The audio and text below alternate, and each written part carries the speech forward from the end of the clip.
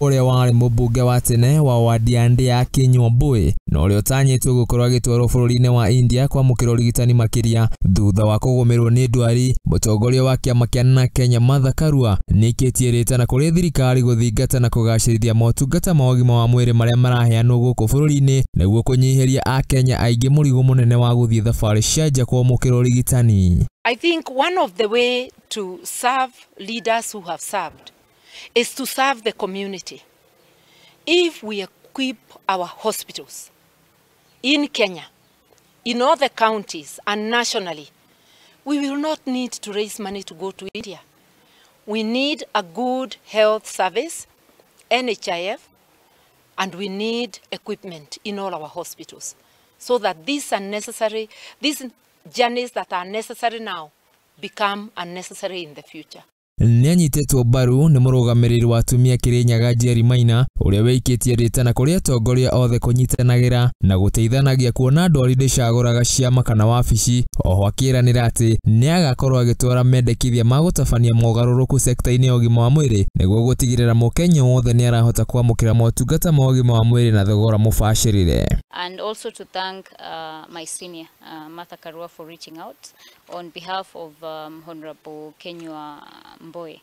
And I want to request leaders to be there and support each other beyond parties and beyond any other differences that we might have in Kirinyaga County. We must always remember that we are one people.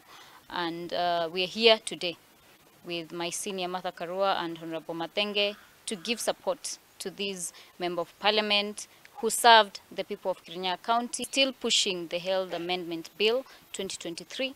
And I am hoping that once we resume Parliament, I will be able to table it on the floor for first reading so that we can ensure we protect the common mwananchi.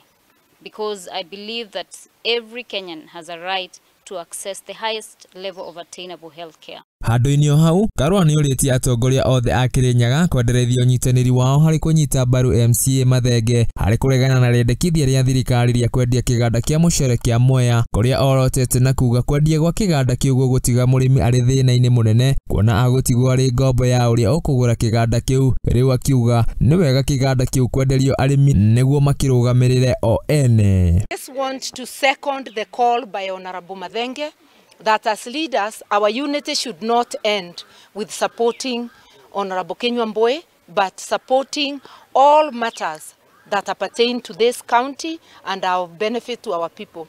And one such matter that comes to mind is the threatened sale of Mwea rice mills.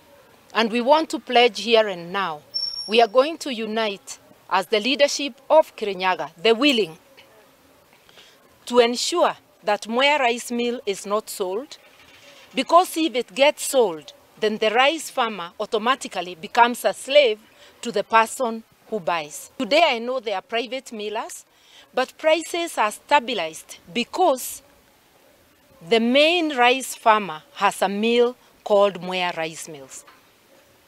If the government is tired, the farmer is saying, sell your shares to us, so that the farmer can be the author of his or her own destiny. Handu-ini ha Muthingi TV ni njitagwo Bashia wa Wajere.